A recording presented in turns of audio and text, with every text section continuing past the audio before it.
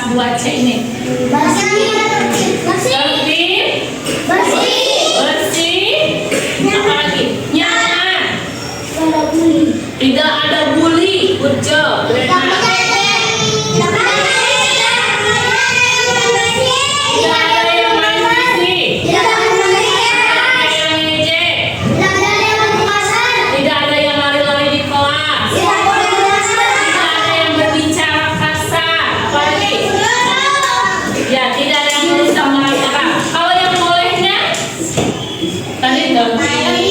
Harus baik sama teman-teman, sama ibu guru, terus tidak bertengkar. Yang baik-baiknya apa lagi?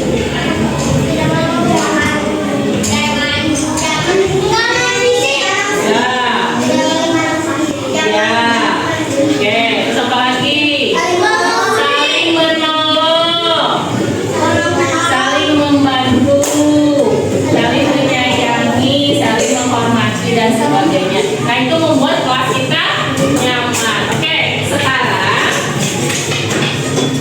nah, tadi kalian sudah berbicara mengenai kelas-kelas seperti apa yang kalian lihat. Sekarang ibu punya sticky note, punya kertas di sini. Coba kalian pikirkan satu saja hal yang kalian inginkan diterapkan di kelas 2C. Bebas, apa saja. Satu. Kalau bisa jangan sama dengan teman sebangkunya ya. Ini di atasnya ada lemnya. Yang tulisnya kalian sebelah sini. Karena ini di belakang ini ada lemnya. Ya. Silakan dipikirkan satu, misalkan keyakinan kelas seperti apa yang kalian inginkan untuk menciptakan kelas yang nyaman, yang aman. Kalian betah di kelas ini.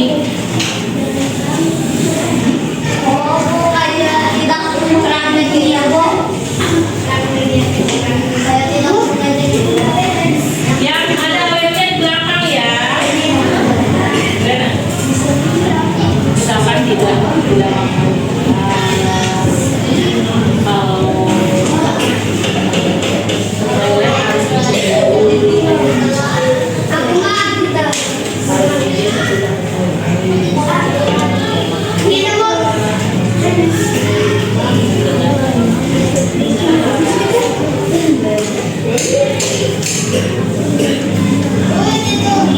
ya, silakan ditulis.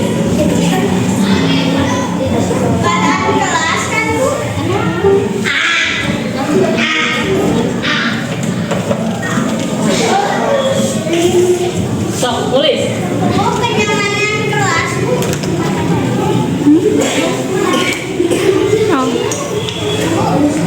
Ya, sesuatu yang bisa membuat nyaman kelas ini kalian tahu apa? Apa yang harus kalian lakukan? Apa yang kalian inginkan? Satu aja.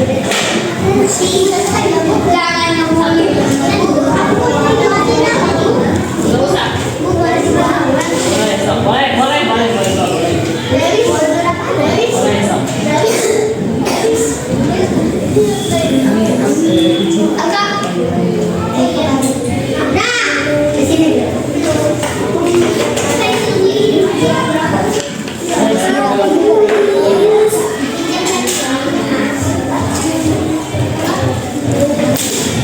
Kalau sudah silakan tempel di sini. Silakan ke depan tempel ke sini yang sudah.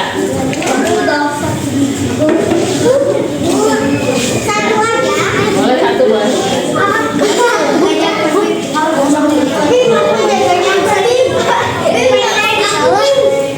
Bawah aja di bawah nggak apa-apa.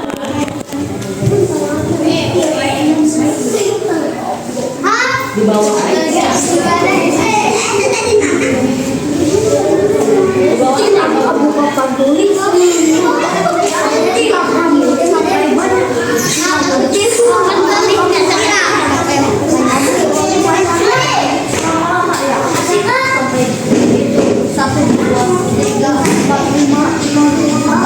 Coba silakan yang sudah.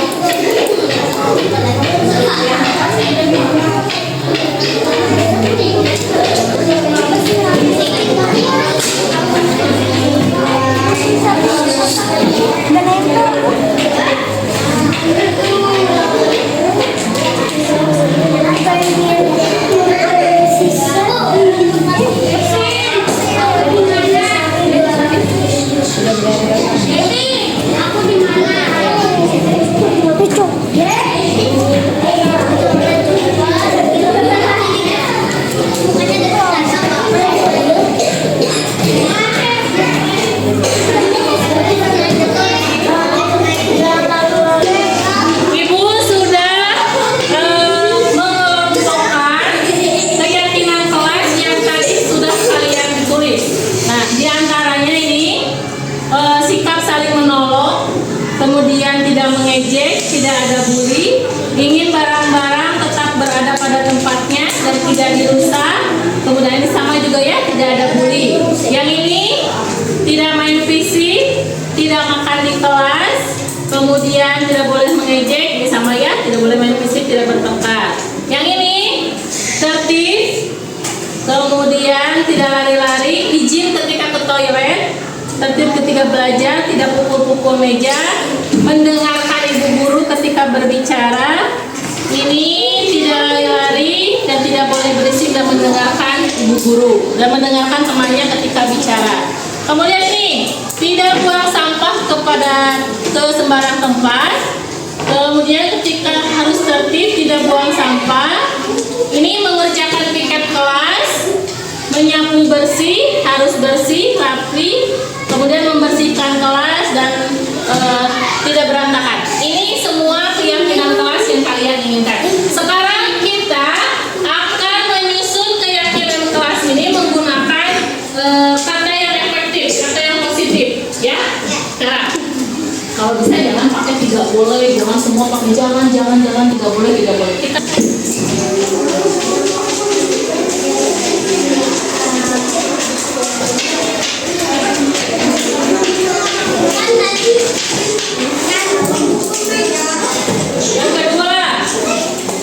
yang kedua apa? Menyimpan barang pada tempatnya.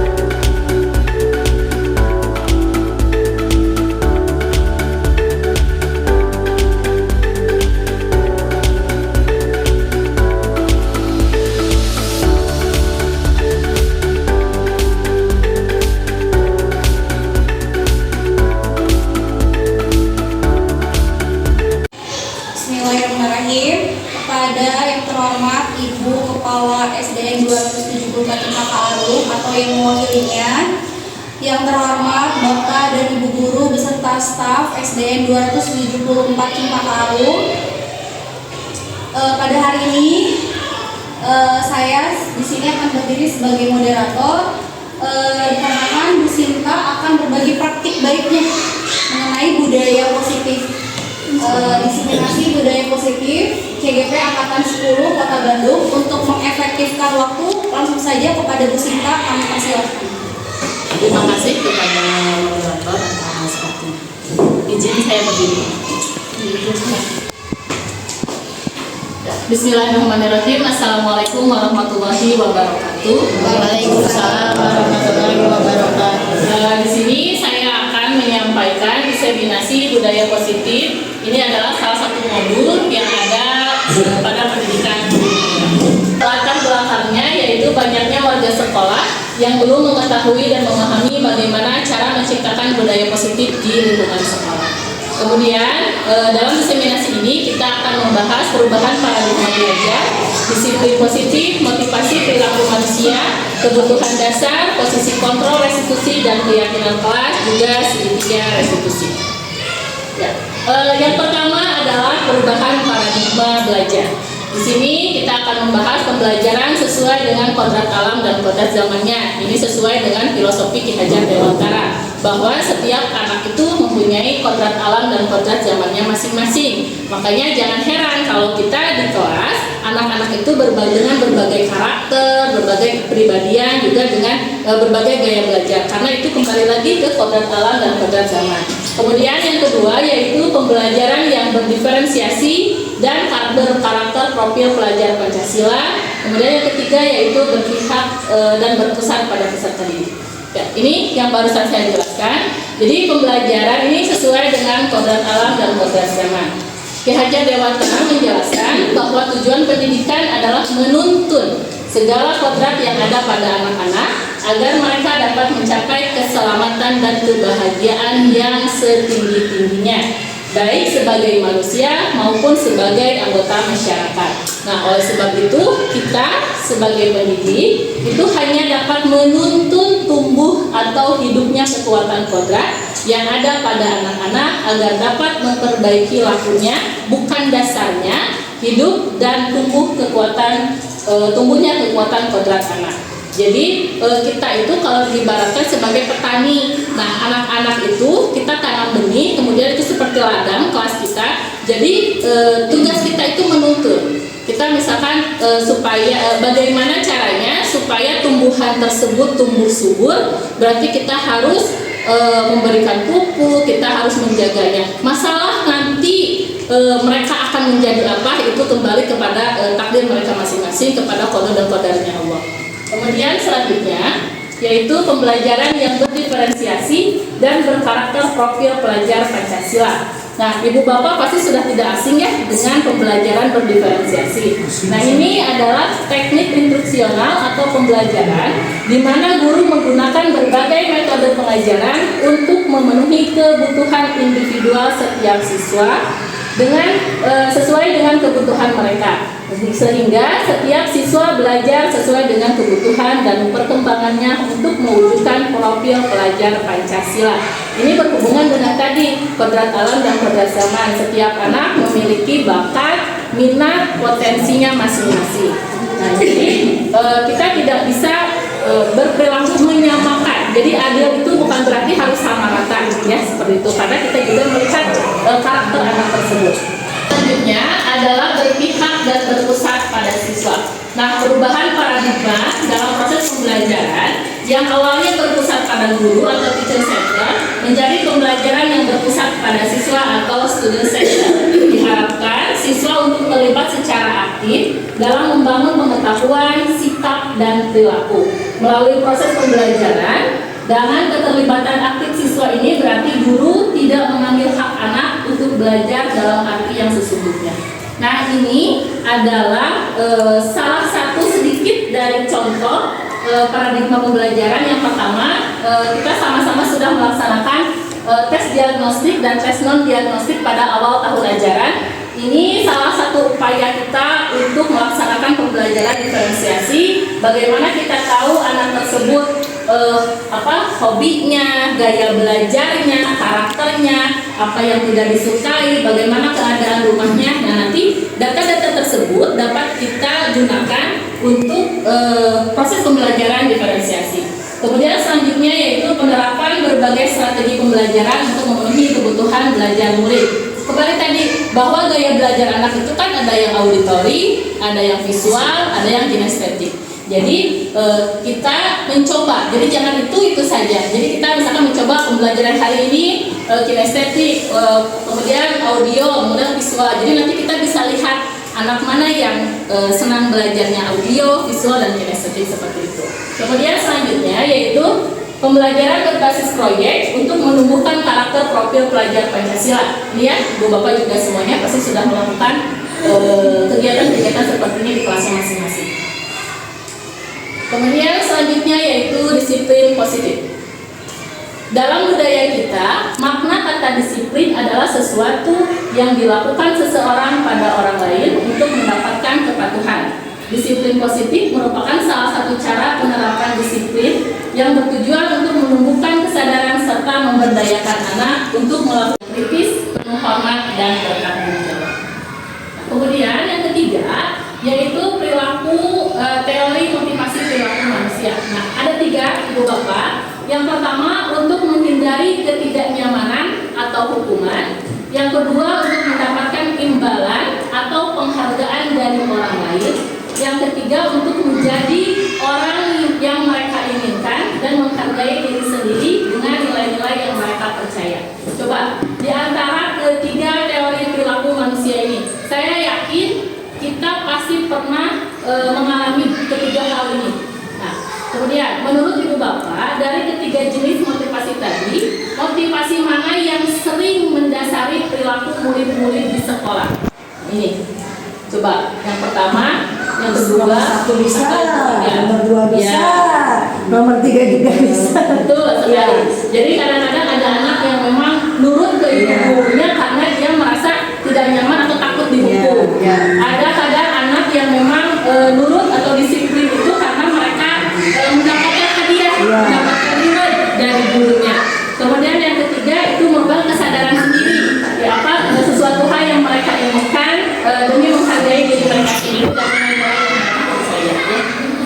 Begitu juga kita orang dewasa anak-anak seperti itu. Kemudian motivasi manakah yang menjadi tujuan disiplin positif?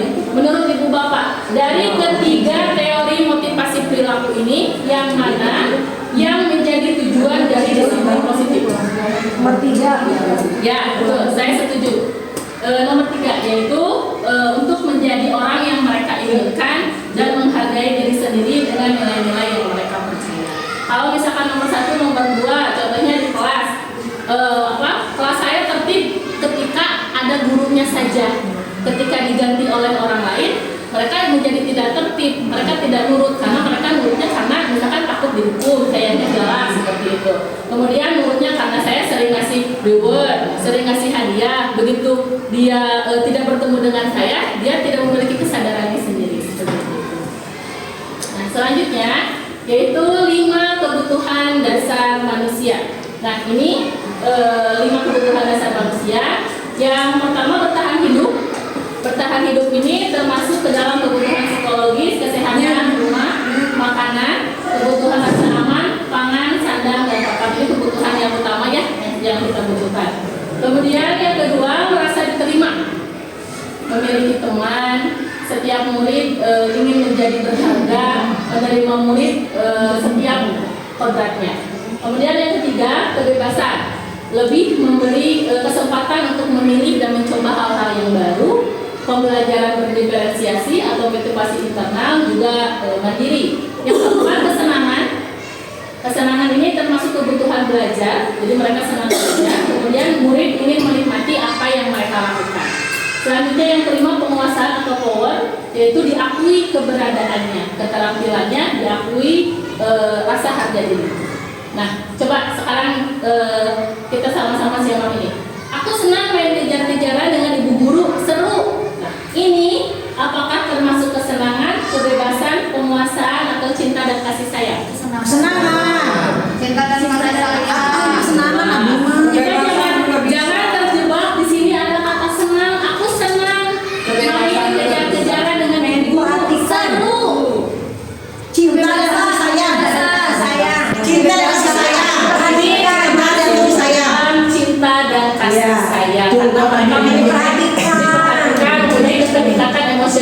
ibu guru, senang mereka main sama ibu guru, bahagia. Kemudian selanjutnya ibu guru bilang, aku tidak boleh bersenandung sewaktu mengerjakan tugas. Katanya kelas harus tenang, tidak ada suara, kan nggak seru jadinya. Kebebasan. Terus tidak ada kebebasan. Senang. Coba, tidak boleh bersenandung sewaktu mengerjakan tugas. Katanya kelas harus tenang, tidak ada suara, kan nggak seru. Kebebasan. Mereka ininya bebas. Kebebasan. Ya, sip, good job. Nah, kemudian yang kelima, 5 posisi kontrol. Ini kelimanya yang pertama penghukum, membuat rasa bersalah. Posisi kontrol dalam restitusi adalah proses perjalanan seorang pendidik agar dapat mengenali dirinya. Pada video kali ini, kita akan membahas tentang 5 posisi kontrol yang dikembangkan oleh Diane Dawson dan contoh penerapannya.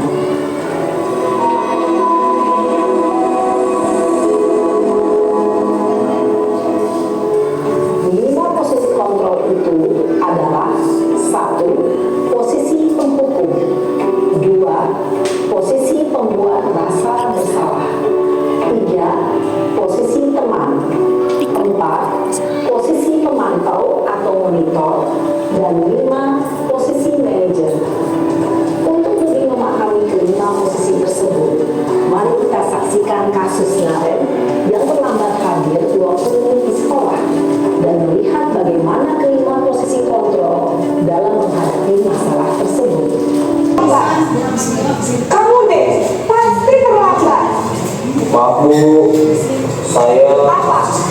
Apa coba? Alasan kamu apa lagi? Kapan sih kamu tidak terlambat? Malas sekali ya kamu jadi anak. saya Dasar pemalas. Gak kapok-kapok sih kamu. Sudah berapa kali terlambat? Sana, kamu keliling lapangan basket 2 kali. kenapa saya harus keliling lapangan basket Bu? Kenapa? Kamu melawan ibu? Berani-beraninya jawab. Sudah terlambat, masih berani jawab pula. Sekarang, Yakni menghakimi, menunjuk-nunjuk, menyakiti, dan menyindir. Hukuman bisa berupa fisik maupun psikis. Ibu dan bapak guru hebat. Dampak yang terjadi pada murid ketika guru berada pada posisi penghukum adalah murid cenderung akan memberontak, bahkan menyimpan dendam.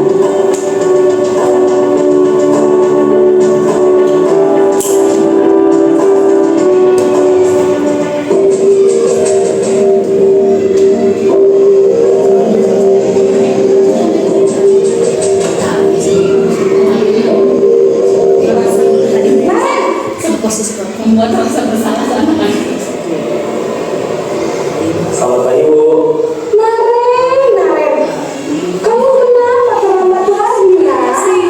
Ya Tuhan, Naren, kamu senang ya bikin ibu Tentu menunggu. Namun kata-kata yang diutarakan membuat dia merasa menjadi orang yang gagal, memandang buruk dirinya sendiri, merasa tidak berharga, dan tidak sanggup membahagiakan orang lain. Ketika dia mengambil posisi pembuat rasa bersalah, kamu menyalahkan kamu. Kamu paling kencang. Kok terlambat sih? 4. Guru berbicara dengan nada suara ramah, akrab, cenderung bersenda gurau untuk menjaga suasana tetap santai. Murid akan merasa senang. 5 posisi kontrol yaitu sebagai penghukum, pembuat rasa bersalah, teman, pemantau, dan manajer. Itu sekarang kita bertanya pada diri masing-masing, di posisi manakah kita selama ini ketika kita berhadapan dengan murid kita. Karena memang kadang kita sebagai penghukum, sebagai pembuat rasa bersalah, kadang juga kita sebagai teman, pemantau, dan manajer. Tapi yang paling ideal adalah di posisi kontrol kita sebagai manajer dalam menghadapi murid. Seperti itu. Gak apa-apa, kita sama-sama belajar. Oke, kemudian menurut Diane Dawson, jadi mengatakan bahwa guru perlu meninjau kembali penerapan disiplin di dalam ruang-ruang kelas selama ini, apakah telah efektif, berpusat pada murid, memerdekakan, dan memandirikan. Kemudian bagaimana dan mengapa. Melalui serangkaian riset dan berdasarkan teori kontrol Dr. William Glasser, dosen menyimpulkan ada 5 posisi kontrol yang tadi ya, yang diterapkan oleh seorang guru, orang tua, ataupun atasan dalam melakukan kontrol. Bisa kita terapkan dalam membangun budaya positif di sekolah. Dengan adanya keyakinan kelas, di setiap kelas diharapkan dapat mewujudkan tujuan pendidikan yang berorientasi pada profil pelajar Pancasila. Nah ini ciri-ciri keyakinan kelas. Yang pertama bersifat universal yang dibuat dalam kalimat positif, kemudian bersifat sesuatu yang bisa diterapkan di kelas tersebut. Keyakinan kelas ditinjau kembali dari waktu ke waktu dan pembuatannya harus melibatkan murid dengan cara curah pendapat. Nah ini salah satu contoh dari keyakinan kelas 2C. Nonton lagi nggak apa-apa ya?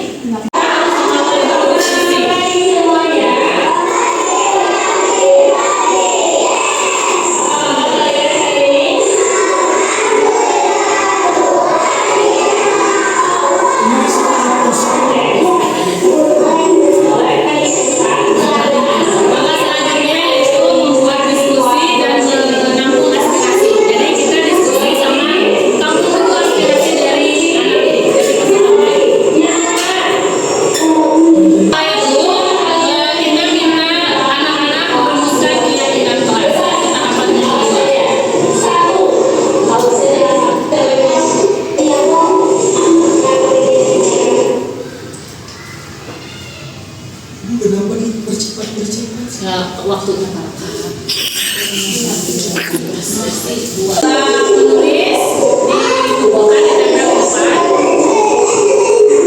itu kita pilih dipilah pilih karena kan misalnya anak-anak yang mulai ketertiban, mulai nggak boleh di kelas, mulai kebersihan, dikategorikan, diklasifikasikan mereka sehingga mereka bisa kembali pada kelompok mereka dengan karakter yang lebih kuat.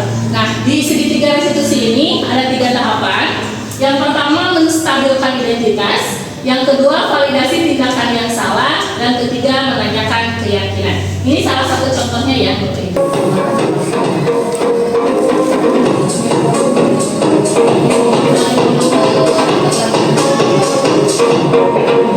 Ini skenario-nya pada saat ada yang makan di kelas.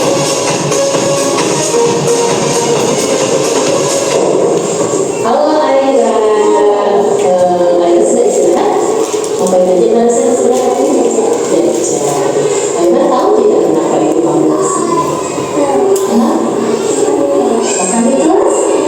Oh, kedua Yang sama aja bisa identitas. ibu tahu makan itu memang Enggak banget ya backgroundnya. kalau nggak makan Baik Bapak Ibu Guru, sekian diseminasi yang saya lakukan. Terima kasih atas semua perhatiannya. Mudah-mudahan ini memberikan manfaat kepada kita semua. Assalamualaikum warahmatullahi wabarakatuh. Saya kembalikan kepada moderator. Ya baik, terima kasih kepada Bu Sinta yang sudah melaksanakan praktik baiknya ya. Di sini sangat menginspirasi sekali bagi Bapak dan Ibu guru, terutama bagi saya pribadi, karena di sini kita tahu teori ya, tapi prakteknya kita harus memperbaiki. Apa yang salah dari diri kita dan apa yang sudah benar itu akan terus dilaksanakan untuk kedepannya kemajuan anak-anak murid kita. Baik, saya akan membuka satu termin bagi yang mau bertanya atau menanggapi, mangga kepada Bapak dan Ibu. Ya, mangga Bu Neni. Izin berdiri dulu. Bismillahirrahmanirrahim. Assalamualaikum warahmatullahi wabarakatuh. Waalaikumsalam warahmatullahi wabarakatuh. Perkenalkan, nama saya Ibu Neni Guleswari. Nah, di sini saya ingin mengucapkan terima kasih ya tadi kepada pemateri Bu Sinta. Sungguh sangat luar biasa sekali. Tepuk tangan. Kenapa? Karena tadi setelah penjelasannya tadi dengan judulnya disiplin positif itu benar-benar sudah menerangkan semuanya dari 7 ya, ada 7 tema yang Bu Sinta tadi jelaskan. Itu yang pertama ada penjelasan dari Ki Hajar Dewantara bahwa kita itu sebagai pendidik bukan menuntut tapi menuntun gitu ya, beda kata menuntun sama menuntut gitu ya.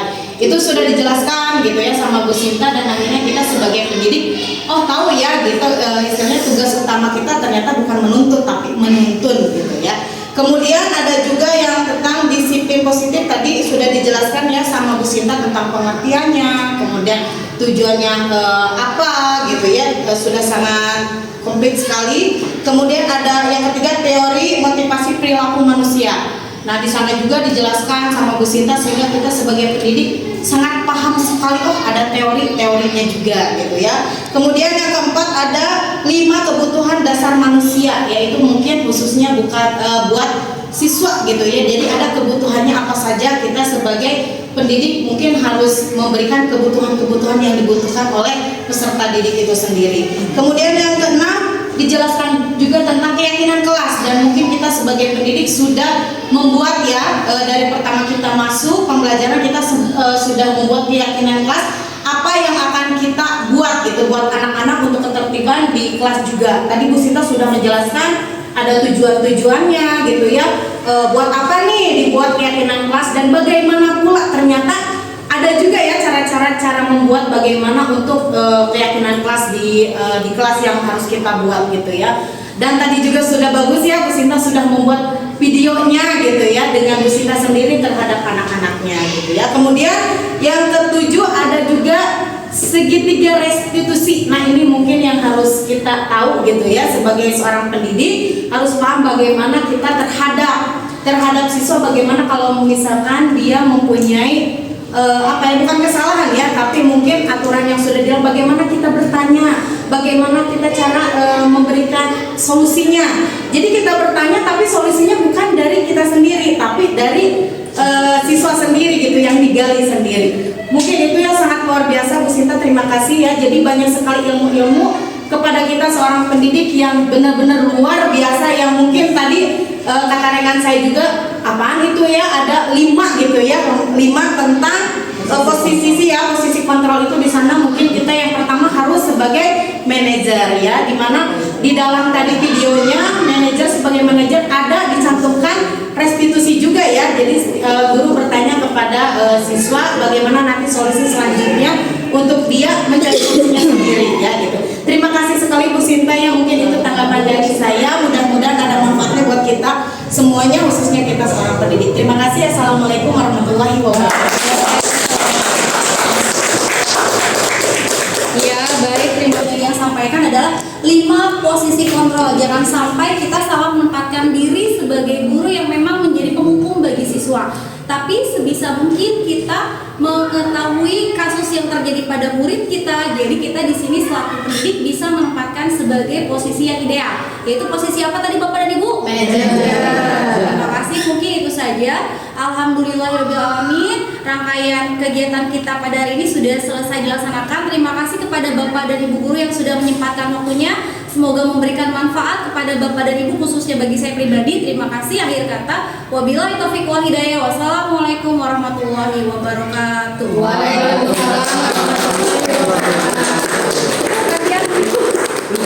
Assalamualaikum warahmatullahi wabarakatuh. Saya Lelita Yanti, rekan sejawat dari Bu Sinta Asrianti yang hari ini telah melaksanakan diseminasi disiplin positif di sekolah DSN 274 Simpang Harum. Hal ini terutama untuk saya menambah wawasan dan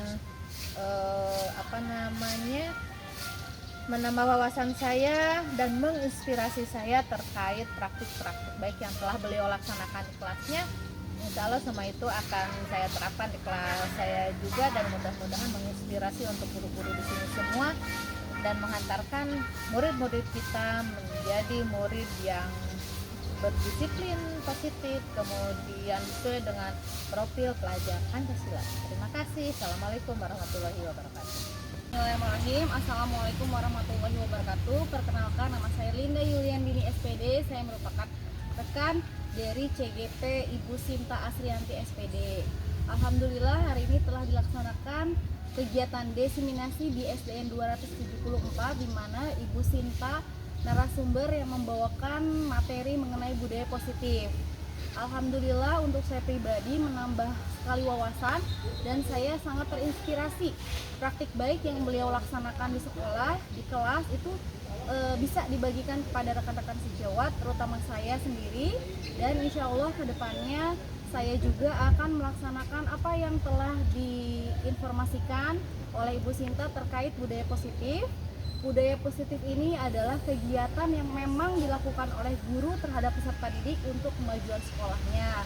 Di sini saya mendapatkan wawasan baru dan juga pengalaman baru terkait yang sudah dilaksanakan oleh Ibu Sinta di sekolah, terutama di kelasnya yaitu di kelas 2. Sehingga ini menjadikan motivasi untuk saya ke depannya bisa memajukan sekolah, terutama di kelas saya sendiri dengan melaksanakan budaya positif. Semoga kegiatan hari ini bisa menjadi suatu pengalaman yang bermakna bagi saya pribadi, khususnya untuk sekolah di SDN 274 Cipakarum. Terima kasih kepada Bu Sinta yang sudah memberikan ilmu, wawasan, serta pengalamannya dan berbagi praktik baik yang sudah beliau laksanakan di lapangan. Terima kasih. Wassalamualaikum warahmatullahi wabarakatuh.